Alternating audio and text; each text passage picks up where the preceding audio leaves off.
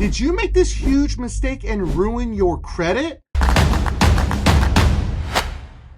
You have been disputing a charge-off completely wrong this entire time. Jean-Claude is going to tell you, stop disputing the balance on a charge-off. It's the worst thing you could possibly do. And listen, I get it. Some amateur on social media told you, you got to dispute the balance because a charge-off shouldn't report a balance. They must delete it from your credit report. If it was really truly that easy, don't you think it would be gone already? If you dispute the balance on a charge-off, all they're going to do is update it to be accurate and complete, and now you have ruined your chances of getting this item deleted from your credit report. On today's video, I'm going to walk you through from start to finish on exactly how to attack a charge-off properly. You do not want to miss any part of this because every part is crucial to the success of deleting a charge-off from your credit report. This is not financial advice and this is not legal advice, and I am not an attorney. This is for educational purposes only. I want you to understand that a charge-off is the highest level of delinquency possible to have on a credit report, of course, besides a bankruptcy.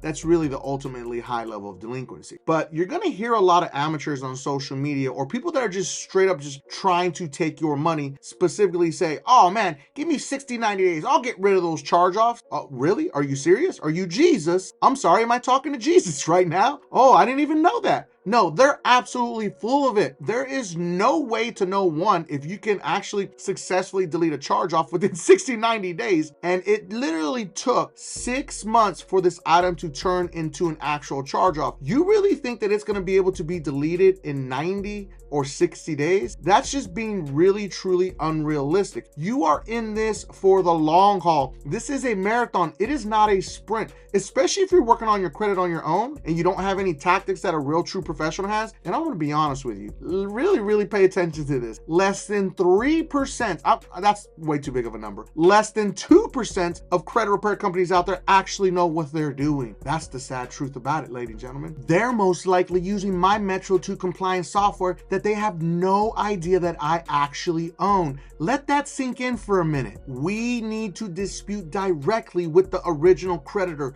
The biggest mistake that people make is they go after the credit reporting agency after charge-offs. No, that is completely 100% wrong. We need to battle it out first with the creditor, and then we go after the actual credit reporting agency, because remember, the information starts with the creditor and then it goes to the credit reporting agency. This is why we go after the creditor first. If your charge-off is with a debt collector, this does not apply to you. This is solely and strictly for charge-off accounts that are still with original creditors. If it's with the debt collector, you need to go the route of doing a debt validation, possibly a refusal to pay. This does not apply to you because we're going to go directly to the original creditor. They are the people that are going to get us the 1099-C. You need to stop disputing specific attributes on a charge-off. An attribute is my favorite, the balance, the last date of activity, the first date of delinquency. Leave those items completely alone and do not dispute it with the creditor or the credit reporting agency as such. It is a waste of time and energy. If we tell the credit reporting agency what's wrong, they have two choices. Choice number one is going to be to update the item to be accurate and complete. Choice number two is going to be to delete the item. What choice do you think they're going to take? They're not just going to delete it and be your best friend. They're here to keep you down as a subprime borrower. That's how they make their money, selling your information to other reporting agencies and subprime lending companies. A charge-off on a credit report has two different meanings. Number one, it could mean that the actual creditor, being an actual auto loan company, credit card company, a loan company, has taken a complete loss and reported it as such with the IRS. And the creditor will actually send you a 1099 in the mail,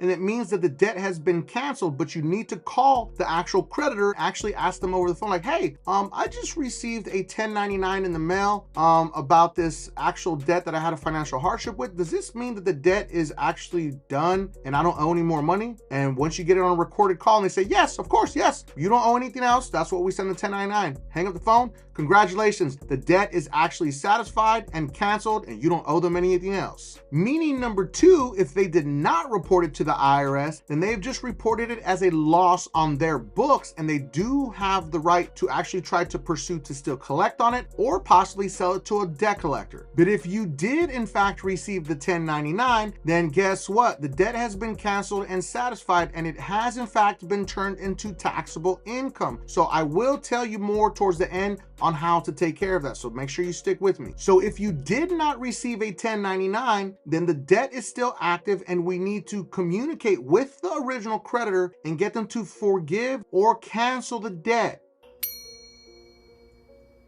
Last part is the most important. We want to send a very simple letter to the original creditor, not the debt collector, not the credit reporting agency. You want to sound like a human being. Don't use any templates. Don't use any UCC nonsense codes that you got from somebody. Very simple letter, and in that letter, you're going to state, hey, Mr. Creditor, it appears that this item on my credit report has turned into a charge-off, but I noticed you have never sent me a 1099. Would you be so kind to send me a 1099 for a cancellation of debt of this item due to my financial hardship? I would greatly appreciate it. I've gone through a serious financial hardship, and this would help me with my credit in the future. Thank you so much. Sign it and send it certified mail with return receipt. Get it notarized at your local notary, which you can do at your bank for 100% free also. Do not, and I repeat, do not call the creditor and think that some rep on the phone is going to be able to forgive your debt. No, don't be lazy. Follow the process. Don't come into the comments saying, oh, but I called them and they said this. I mean, come on, let's use common sense here. A representative is not going to be able to forgive your debt over the phone, not even a supervisor. This goes to the higher level people, and that's who makes the decision. You can also send this in email. There is a website called CEO Email. You can go into that website. It's 100% free. Do not click on the ads. It is 100% free to use it. You're going to search the database to find the actual creditor's CEO information, his name, his email, his phone number. It's all going to be on that website for 100% free. You send that actual CEO an email, make yourself sound like a human being, and then you wait. Let's say hypothetically you get the 1099-C in the mail. We're a go. Now, it's not very common that this happens in the first round. Just going to be honest with you. It may take up to 3 to 4 rounds. Now, if you receive it, it turns into taxable income. There is something called a Form 982 of insolvency with the IRS. Form 982 of insolvency can be filled out by you or your tax professional. I strongly recommend that you have them fill it out. It basically means that you are insolvent, that your debt outweighs your assets. More than 90% of Americans are insolvent. So filling out this form will make you insolvent. You submit it to the IRS with your tax professional, and then you wait for them to accept it. Once they accept it, congratulations. The debt has been wiped away by the IRS, and it's no longer taxable income. Now, you received your 1099. You filed your 982 form of insolvency with the IRS. Now it's time to attack the credit reporting agencies, Experian, Equifax, and TransUnion. And now we're going to use that balance against them. This is exactly why you do not dispute the balance, because now we are showing that they are reporting a balance, and guess what? We have proof with the 1099 that the debt no longer exists. There should definitely be no balance reporting. Now we're going to send a very simple letter to the credit reporting agencies. Remember, no UCC codes and no mumbo jumbo. You need to sound like a human being. Hey, Mr. Credit Bureaus, I was looking at my credit report and this account looks weird to me. The last date of activity, the last date of payment, the account number, the account balance, everything on this credit item on my credit report looks to be incorrect. Can you please delete this item from my credit report because